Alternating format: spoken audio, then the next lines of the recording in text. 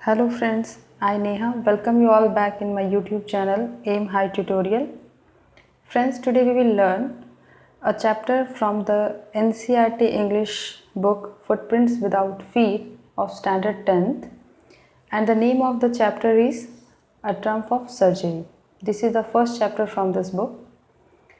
Before starting the chapter, let's know some fact about the author of the story. The author of this story is Mr. James Alfred White. It is his official name, and as an author, he is known as James Herriot.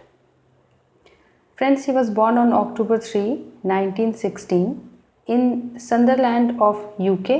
UK means United Kingdom, and he died in February on 23rd in year 1995 in Thurlby of UK.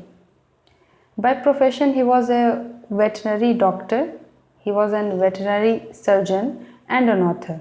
And in this story, A Triumph of Surgery, we are going to read a story of a little dog and his mistress.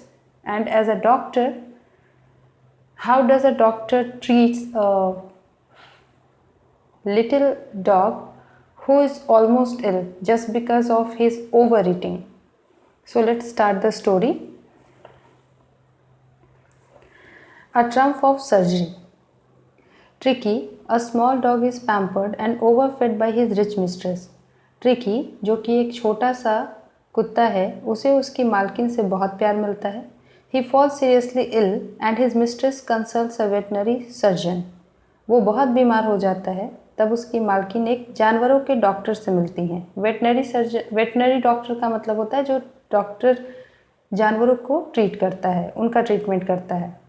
Does he perform an operation, क्या doctor operation करेगा या करता है. Does the dog recover, क्या कुत्ता ठीक होता है. यही बातें हम इस कहानी को पढ़ के जानेंगे. I was really worried about tricky this time.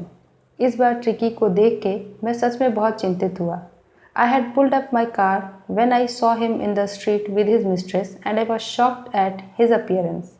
मैंने जब उसे उसकी मालकिन के साथ देखा तो मैंने अपनी गाड़ी को रोक लिया और उसका जो अपीयरेंस था उसे देख के मैं काफ़ी चौंक गया. He had become hugely fat, वो काफ़ी मोटा हो चुका था. Like a blotted sausage with a leg at each corner, ऐसे लग रहा था मान लो वो कोई फुला हुआ सॉसेज है. सॉसेज एक डिश को कहते हैं. ऐसे लग रहा था मानो कोई वो फुला हुआ सॉसेज है और उसके चार कोनों पे पैर लगा दिए गए हों. His eyes, bloodshot and rheumy, stared straight ahead and his tongue lolled from his jaws. उसकी आंखें लाल हो गई थीं और उसकी ज़ुबान उसके मुंह से बाहर निकल रही थी. Mrs Pomfrey hastened to explain. Mrs Pomfrey ने जल्दी जल्दी बताना शुरू किया.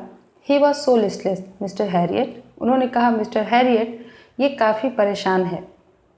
He seemed to have no energy. ऐसे लगता है जैसे उसमें ऊर्जा ही नहीं है. I thought he must be suffering from malnutrition. मुझे लगा कि शायद इसे कुपोषण हो गया है. So I have been giving him some little extras between meals to build him up. इसलिए मैं उसे भोजन के अलावा भी बीच बीच में खाने को कुछ चीज़ें देती हूँ जिससे उसे फिर से एनर्जी मिले. Some malt and cod liver oil and a bowl of Horlicks at night to make him sleep. Nothing much really. इन्होंने कहा कि मैं इसे ज़्यादा कुछ नहीं देती. कुछ माल्ट मतलब कुछ बीज जो एनर्जी देने वाले बीज होते हैं. इसके बाद मैं उसे कॉड मछली का ऑयल और हॉर्लिक्स भी देती हूँ रात में ताकि वह आराम से सो सके.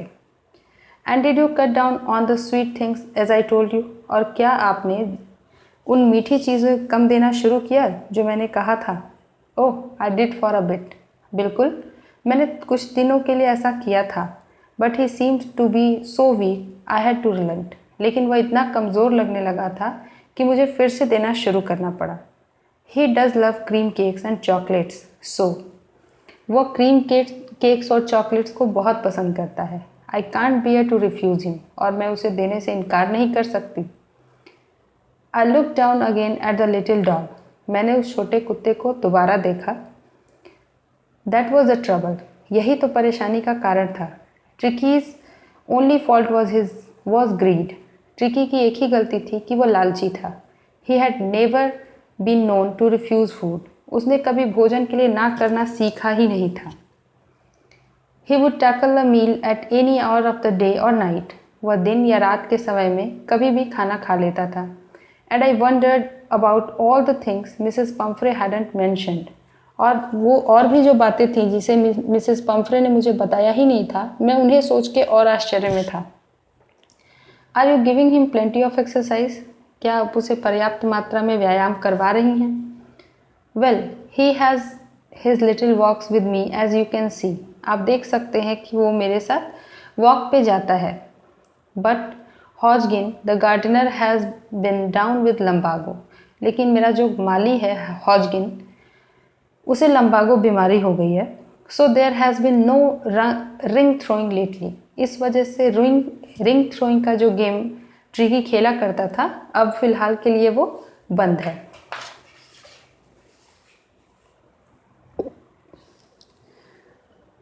आई ट्राइड टू साउंड सीवियर। मैंने थोड़ा और चिंतित स्वर में कहा, now I really mean this. नहीं, मैं सच में कह रहा हूँ। If you don't cut his food right down and give him more exercise he is going to be really ill. अगर आपने सच में इसका भोजन कम नहीं किया और इसे कुछ और ज़्यादा एक्सरसाइज नहीं करवाया तो ये सच में बीमार हो जाएगा। You must harden your heart and keep him on a very strict diet. आपको अपने दिल को थोड़ा कठोर करना होगा और इसके भोजन में कटौती करनी होगी। मिसेस पम्फ्रे रंग her hands. Oh I will mister Harriet. तब मिसेस पम्फ्रे ने कहा कि हाँ बिल्कुल है मिस्टर हैरियट, मैं बिल्कुल ऐसा करूँगी। I am sure you are right. मुझे लगता है कि आप सही हैं। But it is so difficult. लेकिन ये काफ़ी मुश्किल है। सो वेरी डिफ़िकल्ट, बहुत ही ज़्यादा मुश्किल है। She set off head down along the road as if determined to put the new regime into practice immediately. वह सड़क के किनारे किनारे सिर झुकाए हुए चलती जा रही थी, मानो कि उन्होंने दृढ़ प्रतिज्ञा कर ली हो कि अब वो तुरंत ही इस प्रैक्टिस में लग जाएंगी, तुरंत इस अभ्यास में लग जाएगी कि उन्हें ट्रिकी को ठीक करना है। I was their progress with growing concern. मैंने उन्हें जाते हुए देखा। Tricki was tottering along in his little tweed coat. He had a whole wardrobe of these coats, for the cold weather and a raincoat for the wet days. मैं tricky जो था वो अपने ट्वीड कोट में, उसने Tweed coat पहन रखा था, वो भी उनके साथ चलता जा रहा था। उसके पास एक पूरा वार्डरोब ऐसे कोट से भरा हुआ था।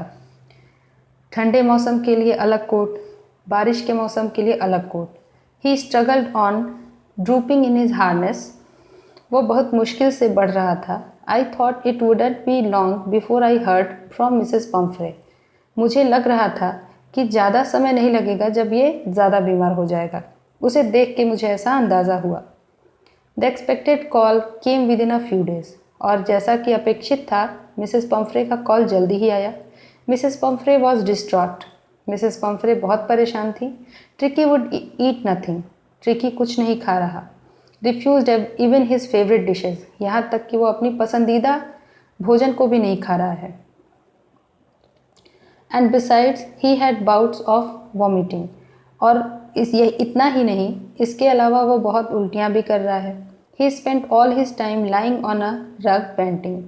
वो अपना सारा समय जो है वो एक रग पे लेटे लेटे ही बिता दे रहा है। Didn't want to go for walks. वो वॉक पे भी नहीं जाना चाहता। Didn't want to do anything. और कुछ नहीं करना चाहता था। I had made my plans in advance. मैंने पहले से ही अपनी योजना बना रखी थी। The only way was to get Tricki out of the house for a period. एक ही तरीका था जिससे ट्रिकी को घर से बाहर कुछ समय के लिए लाया जा सकता था। I suggested that he be hospitalised for about a fortnight to be kept under observation.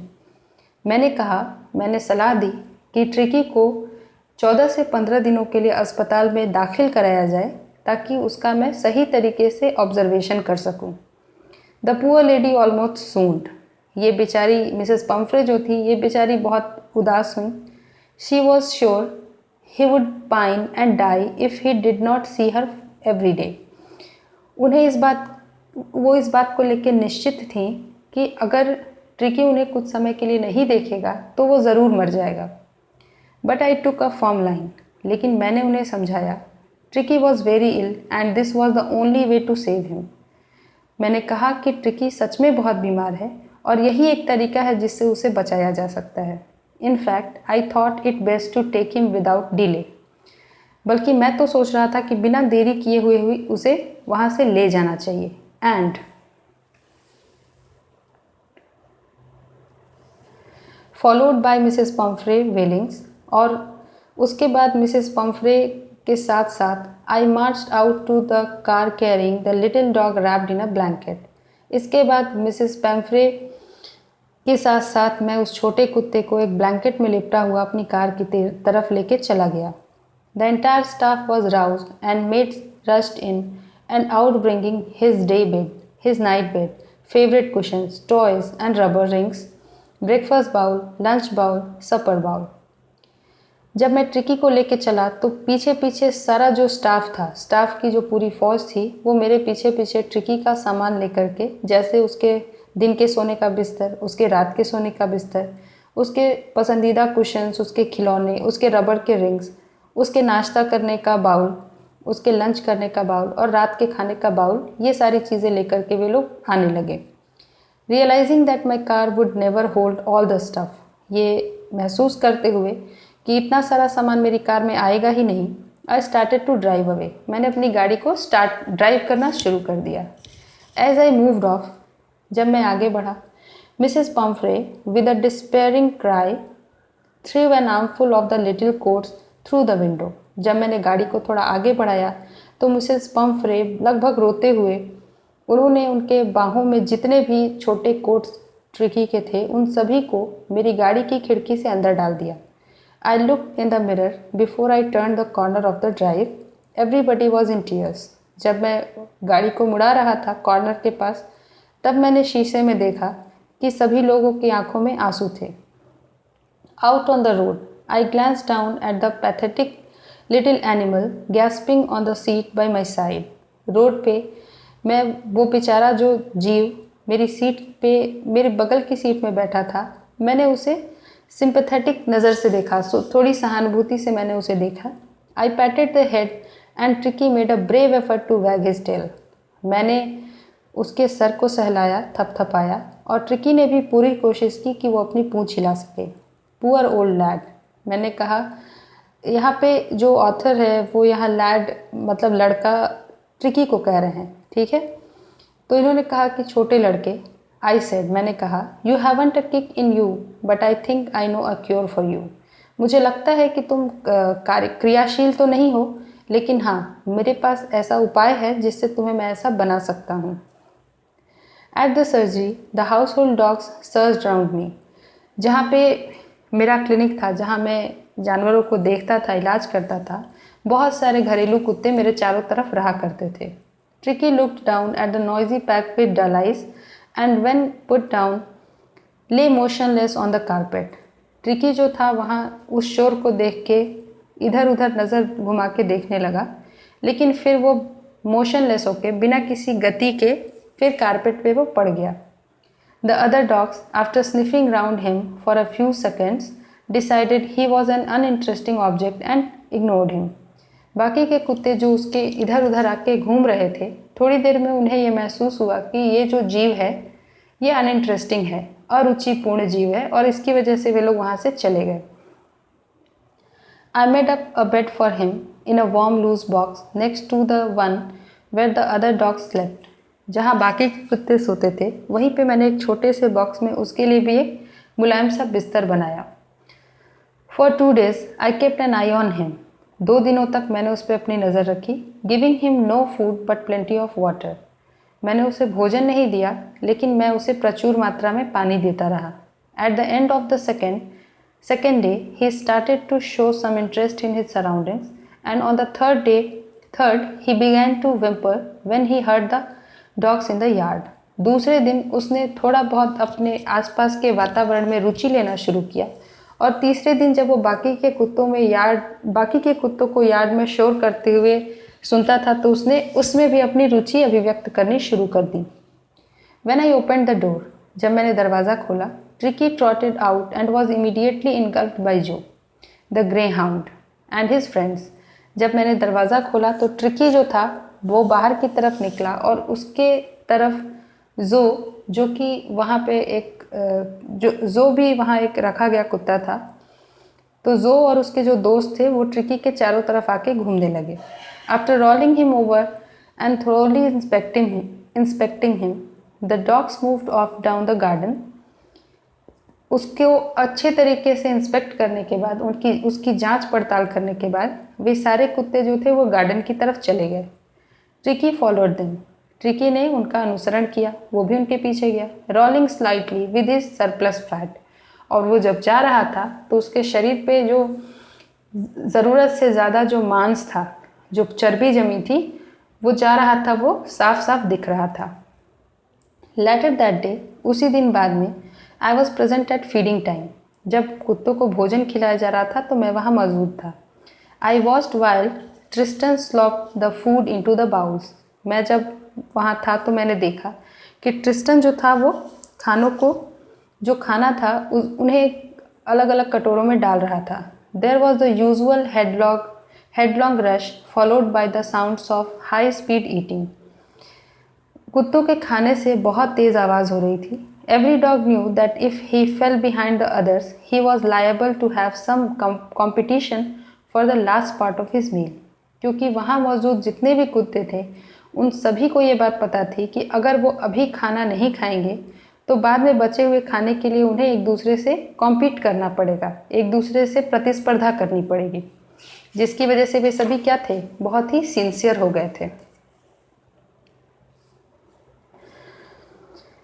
When they had finished, tricky took a walk round the shining bowls. जब सभी ने खा लिया था तब ट्रिकी जो था उन चमकते हुए कटोरों के आसपास घूमने लगा, लिकिंग कैजुअली इनसाइड वन और टू ऑफ देम।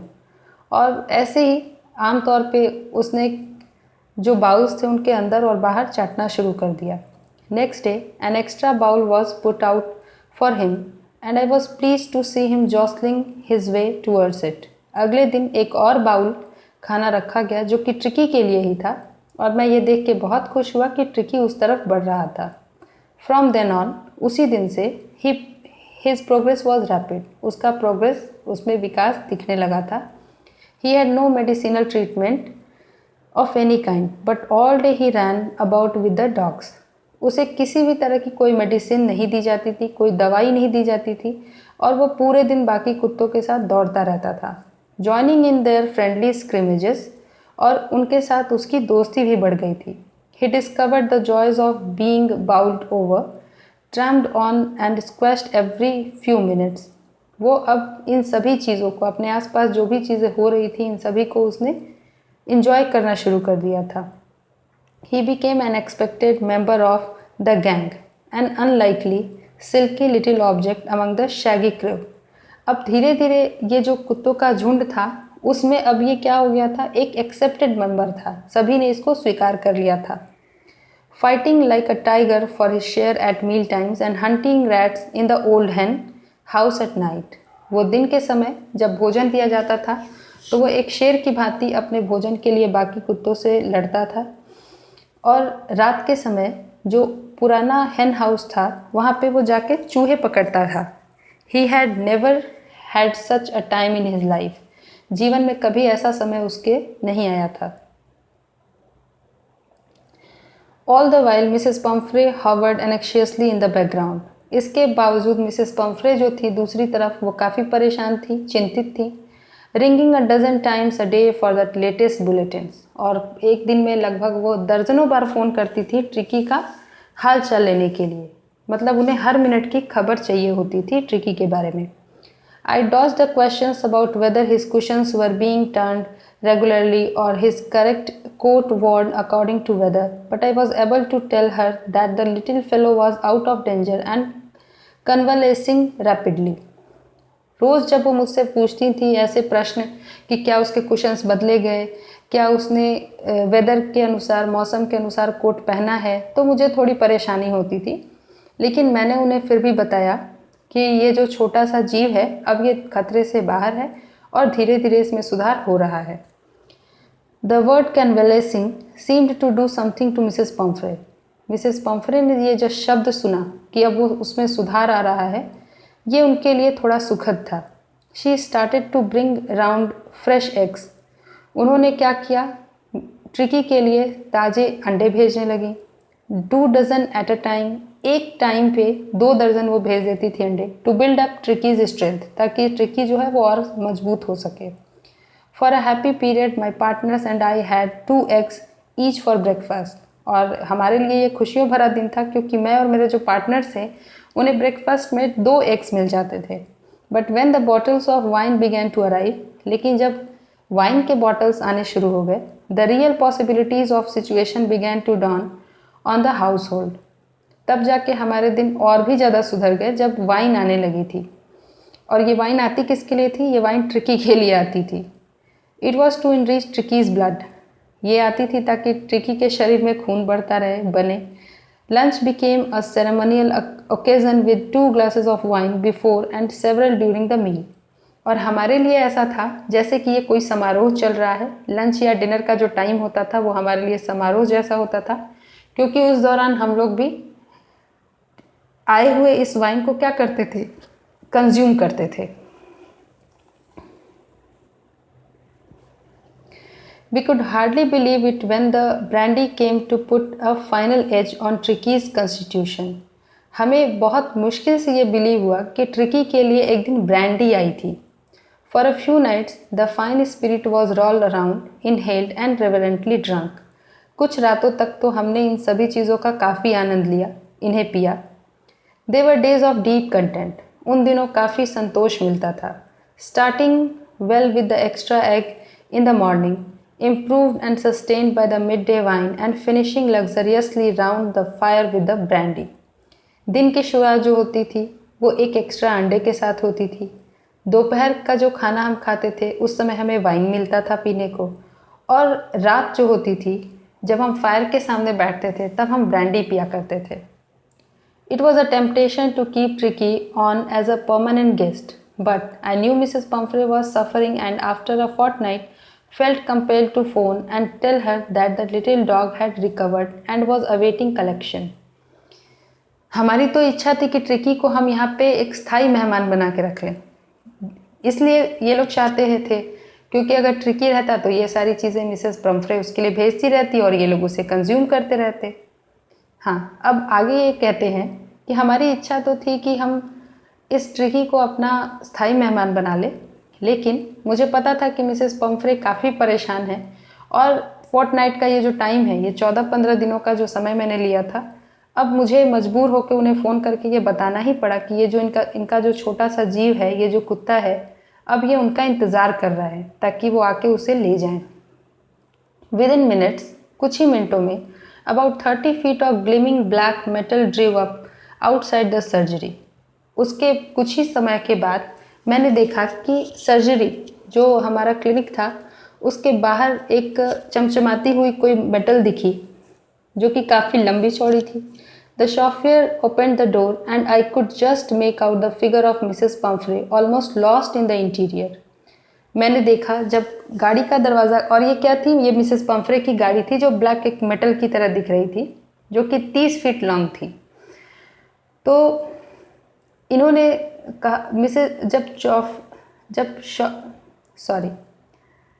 जब शॉफर ने दरवाज़ा खोला गाड़ी का, तो मैं आसानी से देख सकता था कि मिसेस पम्फ्रे जो हैं वो बाहर आ रही हैं।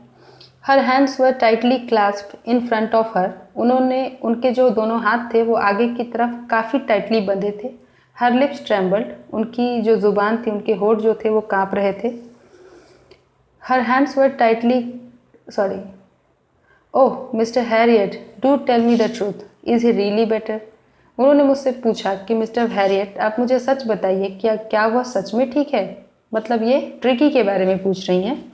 Yes, he is fine. हाँ बिल्कुल, वह बिल्कुल अच्छा है। There is no need for you to get out of the car, I will go and fetch him. आपको कार से बाहर आने की कोई ज़रूरत नहीं है मिसेस पम्फ्रे, मैं जाके उसे ले आता हूँ। I walk through the house into the garden. मैं पूरे घर से होता हुआ गार्डन की तरफ गया। A mass of dogs was hurtling round and round the lawn, and in their midst, ears flapping, tail waving, was a little golden figure of Tricky. मैंने देखा कि वहाँ लॉन में चारों तरफ इधर उधर सारे कुत्ते घूम रहे हैं, खेल रहे हैं, और बीच में मैंने देखा कि ट्रिकी जो था वो अपनी पूँछ हिला रहा था, अपने कानों को इधर उधर घुमा रहा था और वो दूर से देख के लग रहा था जैसे कि वो कोई गोल्डन फिगर हो, कोई स्वर्णिम, कोई सुनहरा सा चित्र खिंचा हो। In 2 weeks, he had been transformed into a lithe, hard muscled animal. इन 2 हफ्तों में वह एक हार्ड मसल्ड एनिमल, उसके शरीर पे जो एक्स्ट्रा चर्बी थी, अब वो चर्बी क्या हो गई थी, वहाँ से हट गई थी और उसका शरीर सुडौल हो चुका था। He was keeping up well with the pack, stretching out in great bounds, his chest almost brushing the ground। और उसका जो शरीर था वो इस प्रकार से सुडौल हो गया था कि उसे देख के ऐसा महसूस ही नहीं होता था कि वो पहले की तरह है। और उसका जो चेस्ट था अब वो उस ग्राउंड को ब्रश कर रहा था, ठीक टच कर रहा था। I carried him back along the passage to the front of the house. मैं उसे उस पैसेज से होते हुए अपने साथ लेके आया। The chauffeur was still holding the car door open. Chauffeur जो था वो अभी भी कार के दरवाजे को पकड़ के खड़ा था, जो कि खुला था। And when Tricky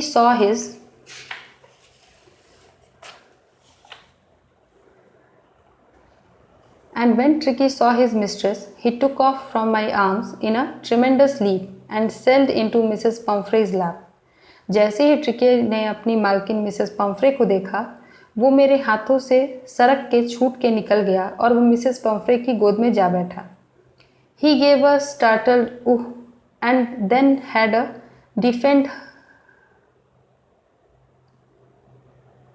had to defend herself as he swarmed over her, licking her face and barking। वो उनकी तरफ बढ़ गया उनकी गोद में। इसके बाद उसने उनके चेहरे को चाटना शुरू कर दिया और भौंकना शुरू कर दिया। ड्यूरिंग द एक्साइटमेंट, उस एक्साइटमेंट के दौरान, I help the chauffeur to bring out the beds, toys, cushions, coats and bowls, none of which had been used. उस दौरान जब तक ये सारी चीज़ें हो रही थी, तब तक मैंने शॉफियर के साथ जाके ट्रिकी के जो भी सामान थे, जो भी उसके खिलौने थे, उसके कोट्स थे, कुशंस थे, वो सभी मैं लाने लगा, जो कि कभी यूज़ ही नहीं किए गए, जिनका कभी इस्तेमाल ही नहीं किया गया। As a car moved away, जब गाड़ी आगे बढ़ी, Mrs Pumphrey leaned out of the window. Mrs Pumphrey जो थी उन्होंने खिड़की के बाहर देखा। Tears shone in her eyes, her lips trembled. उनकी आंखों में आंसू थे और उनकी ज़ुबान, उनके होठ काँप रहे थे। ओ मिस्टर हैरियट, उन्होंने कहा, मिस्टर हैरियट। शी क्राइड, उन्होंने रोते हुए कहा, mister Harriet, how can I ever thank you, मैं कैसे आपका शुक्रिया अदा करूं। This is a Trump of surgery. मैं तो यही कहूँगी कि ये सर्जरी के ऊपर की भी ट्रीटमेंट है, मतलब बिना सर्जरी किए ही आपने इस छोटे से जीव को ठीक कर दिया। फ्रेंड्स देखिए, इस स्टोरी में हमने यही देखा कि ओवर ईटिंग की वजह से ट्रिकी की जो हेल्थ थी वो ख़राब हो गई थी और फिर उसकी इसी आदत को ख़त्म करने के लिए मिस्टर हैरियट ने उसका ऐसा ट्रीटमेंट किया। इसकी वजह से जो इसका टाइटल है वो बिल्कुल सेटिस्फाई करता है इस स्टोरी को, क्योंकि जो स्टोरी है उसके अकॉर्डिंग इसका टाइटल बिल्कुल सही है। बिना सर्जरी के उन्होंने क्या किया, उसका ट्रीटमेंट कर दिया और उसे बिल्कुल हेल्दी बना दिया। फ्रेंड्स, आई होप कि आपको ये सारी चीज़ें समझ में आई होंगी। And if you have any problem, you can let me know in the comment box. I will try to shorten it out. Thanks for watching.